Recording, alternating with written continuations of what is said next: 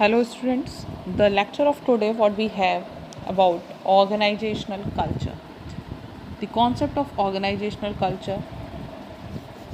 Uh, Organizational culture is an idea in the field of organizational studies and management which describe the psychology, attitude, experiences, beliefs and values of an organization. You can say that a organizational culture is a specific collection of values, norms that are shared by people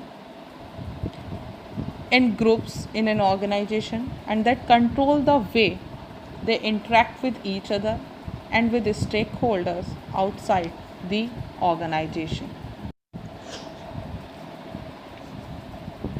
Organizational culture basically is a system of meaning shared by organizations members, cultural values which we or beliefs or assumptions which we can share with our organizational members. The culture of organization may reflect in various forms adopted by the organization, or you can say that the nature of organizational culture. These could be a physical infrastructure of an organization, routine behavior, languages and ceremonies used within an organization, gender equality or equity in payments, dominant values such as quality and efficiency, etc., and philosophy that guides the organization's policies towards its employees and customers, like customer first, and the manner in which employees deal with the customers. Together, they reflect organizational culture. In large organization, in large organization, it is found that there is a dominant culture and a number of subcultures. Now, what is dominant culture? Dominant culture, it is a core values shared by the majority of the organizational members constitute the dominant culture.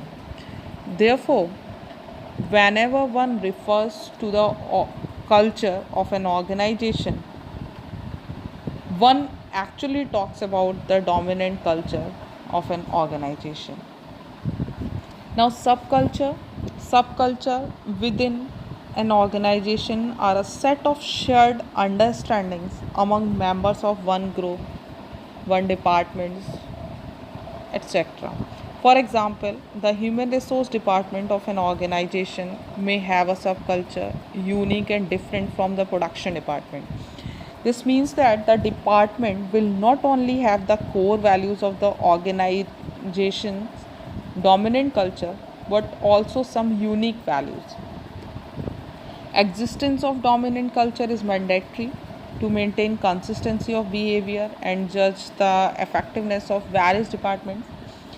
Hence, the aspect of common or shared understanding is an essential component of organizational culture. Now, elements of organizational culture.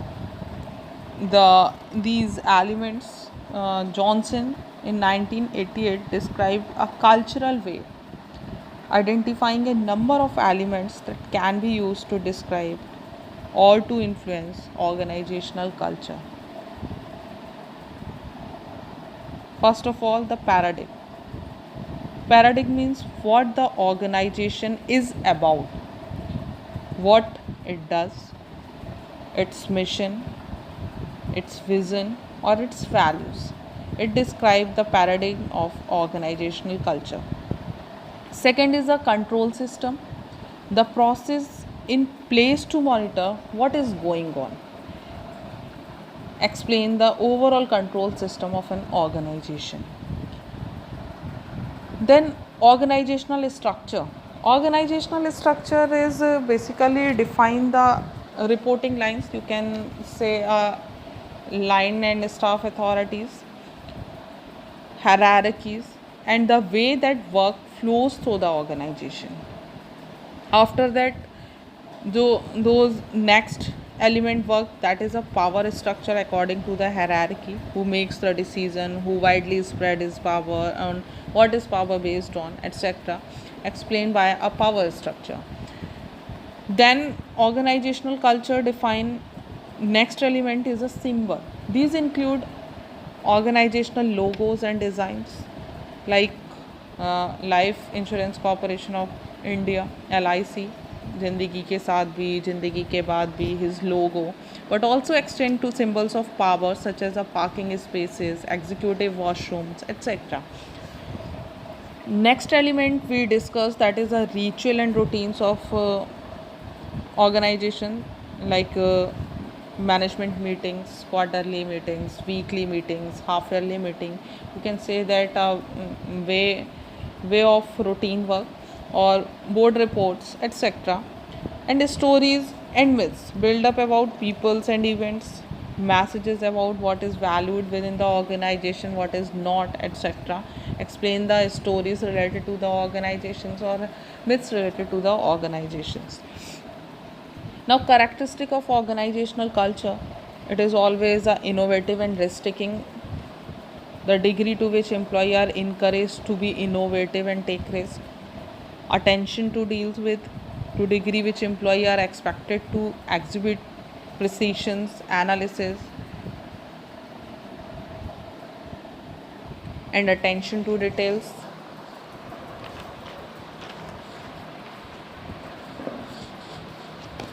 Outcome oriented, the characteristic of organizational objective is always related based on an outcome. The degree which management focuses on results or outcome rather than on techniques or processes. It is always a people oriented process. To degree to which a management decision take into consideration the effect of outcomes on people within the organization. Team oriented,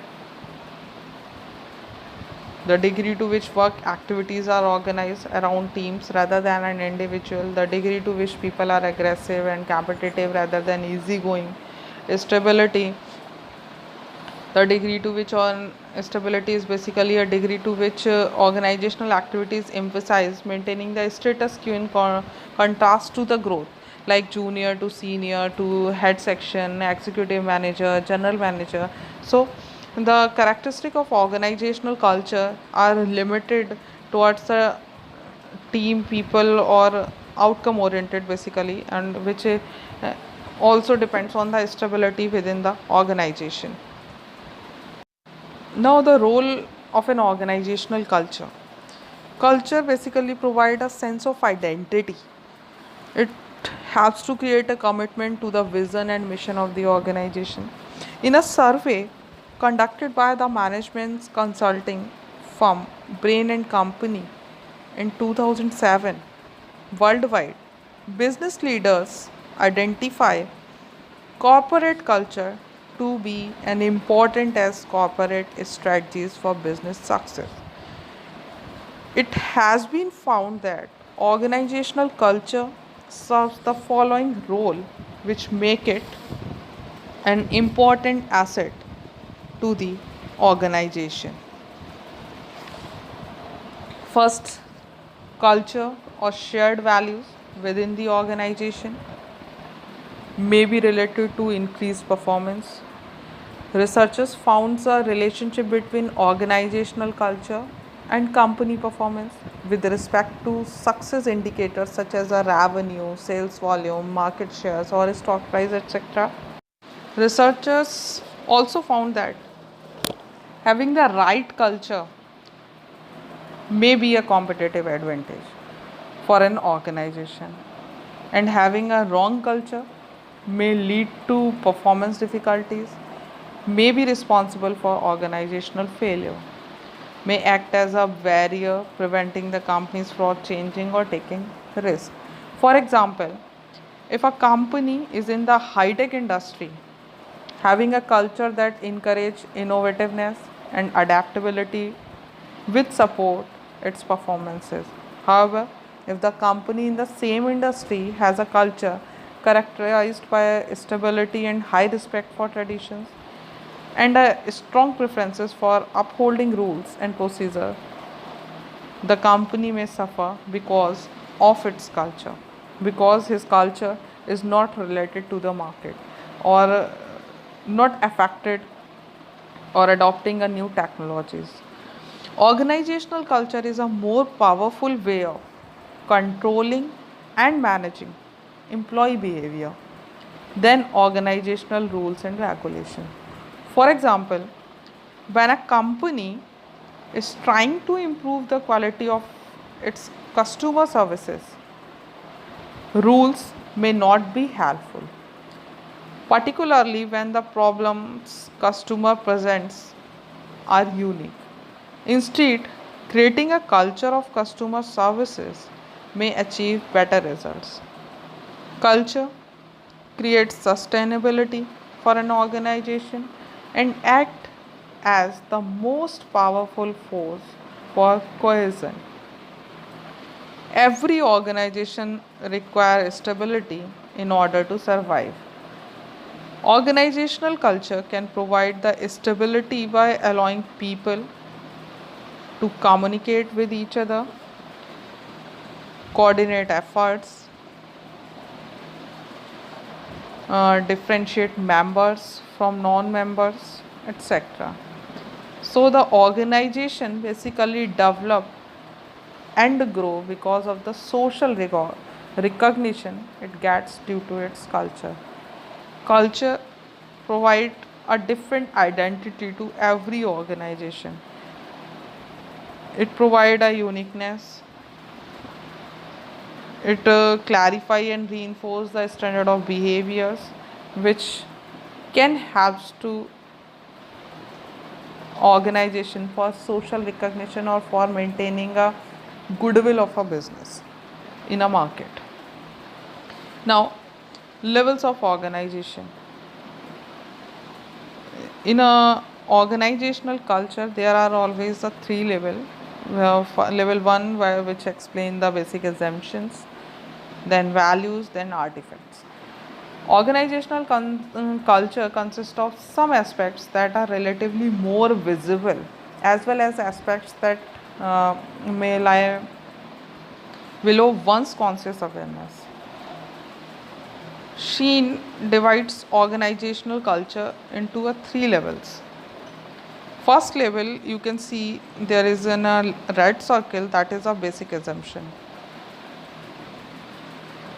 It is the deepest level below our awareness, which lies basic assumptions. These assumptions are taken for granted and reflect beliefs about human nature and reality. The second level, showed in a diagram in a orange circle, is values. Values exist, they are the heart of organizational culture. Values are shared principles, values are shared standards, and values are shared goals. Shared values helps turn routine activities in valuable and important actions that may provide a very distinctive source of competitive advantages. Values should be linked with work. Employees should be taken into confidence, and good work done by them should be recognized so that other workers are motivated to work harder for the organization. So, the organization should therefore develop a dominant and coherent set of shared values so that individuals behave in line with the organizational philosophies. And third level, which is shown in a diagram in yellow color, artifacts. At the surface, we have artifacts or visible aspects. You can say that artifacts means a visible aspects of organizational culture which are visualize the effect of culture or organizational culture. They generally includes organizational heroes, organizational rites and rituals, cultural symbols, saga, physical environment of the organization, employee interaction, company's policy, company's reward system, and other observable characteristics. Organizational heroes means organizational culture basically originate from the top management and their leadership style. These leaders become the role model for employees. Employees would like to copy their behavior, work ethics, and represent what an organization stands for. Rites and rituals means these activities are also used to influence the behavior and understanding of organizational members, like departmental song, the color. You can see if you go to a Vodafone office, the theme or color is red. If you go to the Airtel office, the theme is orange. So rites and rituals, it also shows the basic characteristic of organizational culture. Color and companies picnic or retirement dinners, etc.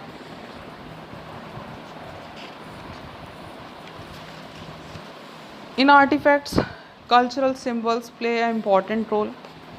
These are the object, acts or events that serve to transmit cultural meaning. Corporate information, tie, buttons are example of this. Saga, it is a heroic account of accomplishment. Saga are important because they are used to tell new members the real mission of the organization, how the organization operate, how the organization work, how an individual can fit into the organizational settings, etc. So, and most of the important thing of artifact is a physical environment of organization. Physical environment of organization means the overall allocation of resources. Employee interaction includes how people dress, where they relax, where they work, how they talk to others, etc. Now we look at all these three together, like three levels: assumptions, values, and artifacts, with an examples. In an organization, a basic assumption employees and managers share might be that happy employee benefit their organization. This might be translated into values such as equality, high quality relationships at workplace, having fun at workplace. The artifacts reflecting such values might be an office layout that includes open spaces and gathering areas equipped with tools and tables and frequent companies picnics. So this shows overall level of organizational culture, its assumptions, its values, and its artifacts.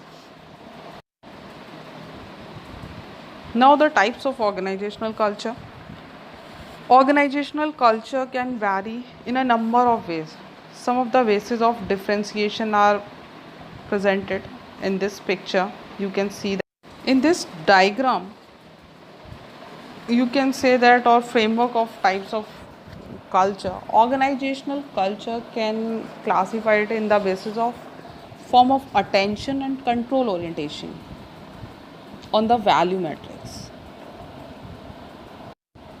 In first quadrant, we shows a hierarchy structure. It is also known as a bureaucratic culture.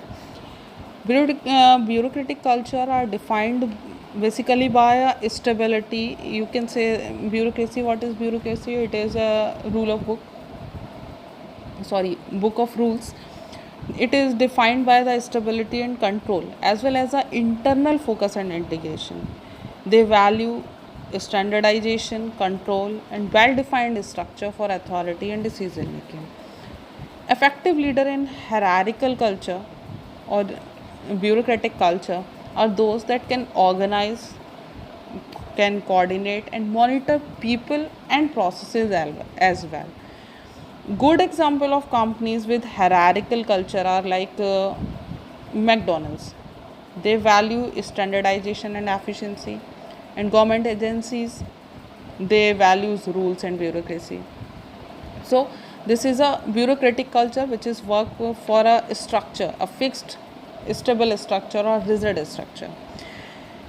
Next type of culture is a market culture.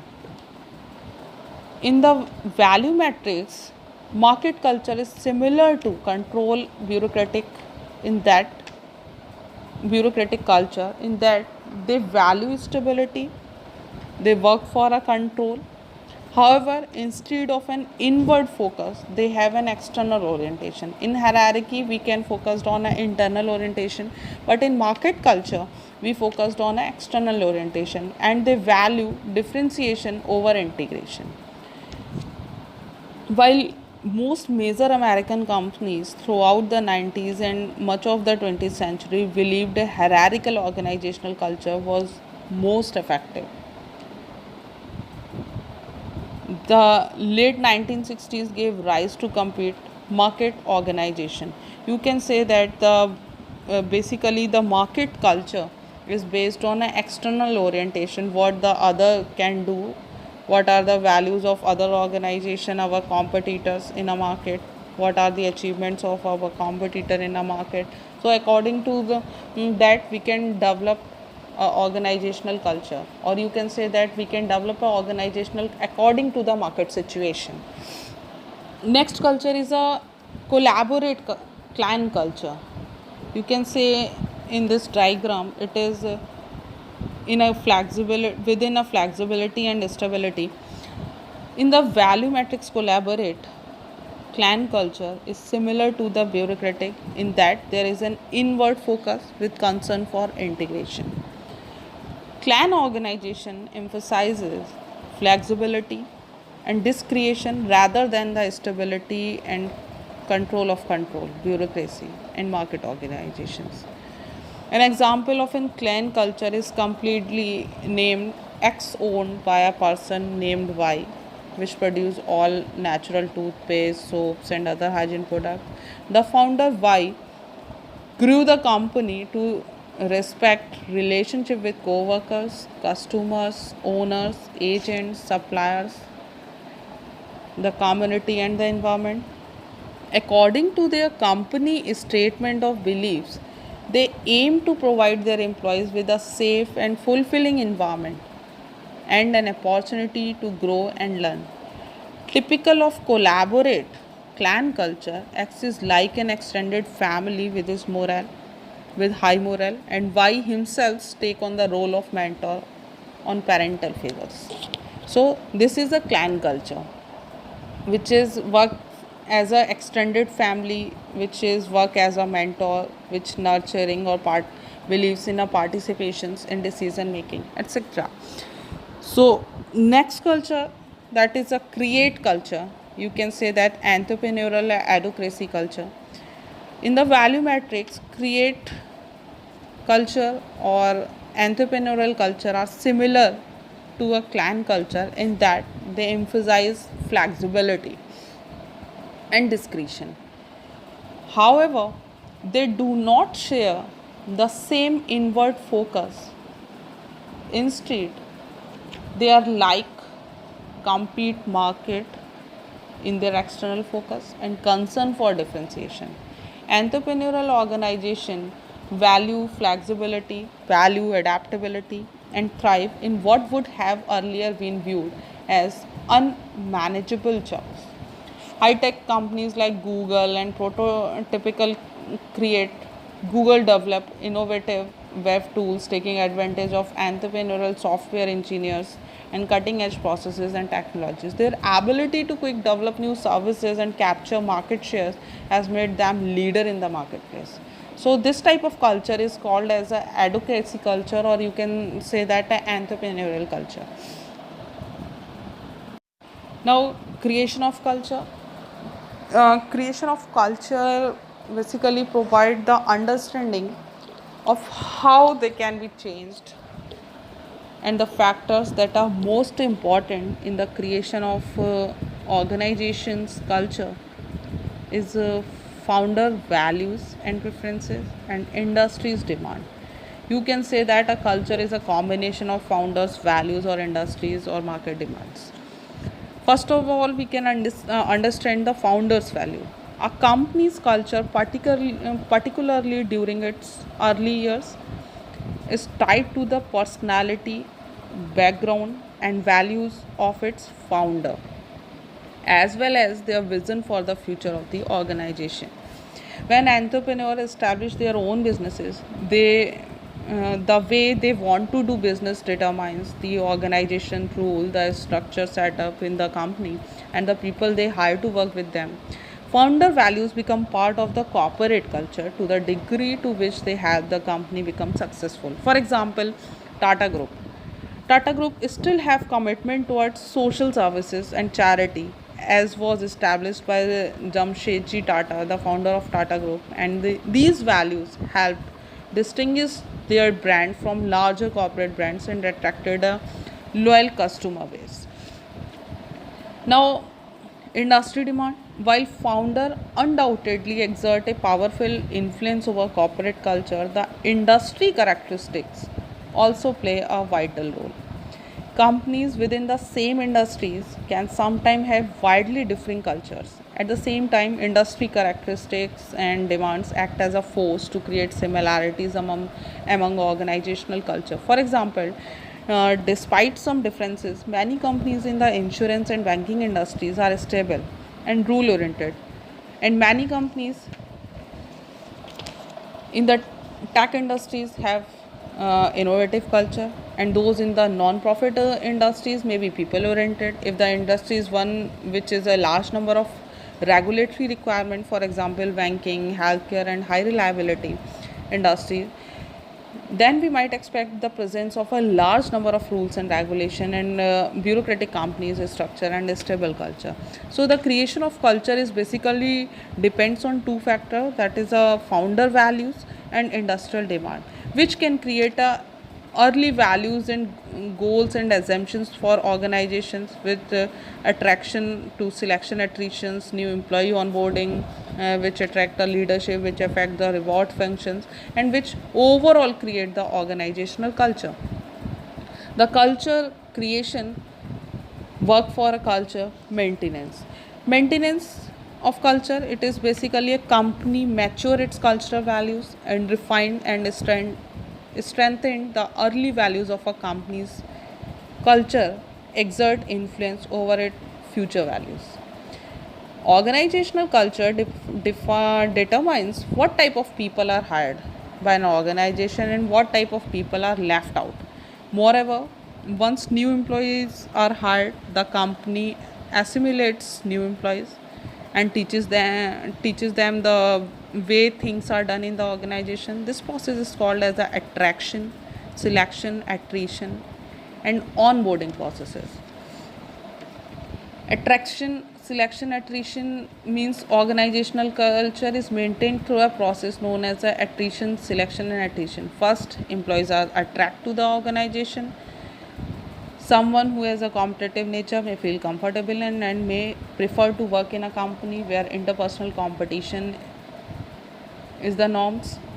At this point in the process, the second component of the ASA framework prevents them from getting in selection. Just as candidates are looking for places where they will fill it, companies are also looking for people who will fit into their current corporate culture. Many companies have people who fit in their culture as opposed to fit in a certain job. Even after a company select people for person organization fit, there may be new employees who do not fit it. The result in the process of attrition. Attrition refers to the natural process where the candidate who do not fit in leave the company. Second is a new employee onboarding. Another way in which an organization values, norms, and behavioral patterns are transmitted to employee is through onboarding, or you can say that it is also known as a organizational socialization process. Onboarding refers to the process through which new employee learn the attitude, knowledge, skills, behavior required to function effectively within the organization. If an organization can successfully socialize new employee into becoming organizational insiders, new employees will feel accepted by their peers and confident regarding their ability to perform. They will also understand and share the assumptions, norms, values that are part of the organizational culture. This understanding and confidence in turn translate into more effective new employees who perform better and have higher job satisfaction, strong organizational commitment, and longer tenure within the organization. Leadership, it is an instrument which is useful for creating and changing an organizational culture. There is a direct correspondence between the leader style and an organizational culture. For example, when leader motivate employees through inspiration, corporate culture stands to be more supportive and people oriented. When people motivate by making reward contingent on performance, the corporate culture tended to be a more performance oriented. In these and many other ways, what leader do directly influence the culture of their organization. Leaders also shape culture by their reactions to the action of others around them. For example, do they praise a job well done or do they praise a favored employee regardless of what was accomplished? How do they react when someone admits to making an honest mistake? What are their priorities? It can affect organizational culture. And reward system. Finally, the company culture is shaped by the type of reward system used in the organization and the kind of behavior outcome it chooses to reward and punish. One relevant element of the reward system is whether the organization rewards behaviors or results. Some companies, supervisor and peers may evaluate an employee performance by assessing the person's behavior as well as the result. In which companies we may expect a culture that is relatively people or team oriented and employee act as a part of a family. In company in which goal achievement is the sole criteria for the reward, there is a focus on measuring only the result without much regard to the process. In these companies, we might observe outcome oriented and competitive culture. Whether the organization reward performances or seniority would also make a difference in culture. When promotions are based on seniority, it would be difficult to establish a culture of outcome oriented. Finally, the type of behavior that are rewarded or ignored set the tone for the culture. Which behavior are rewarded, which ones are punished, and which are ignored will determine how a company's culture evolves. So, these all factors create organizational cultures. Now, thank you.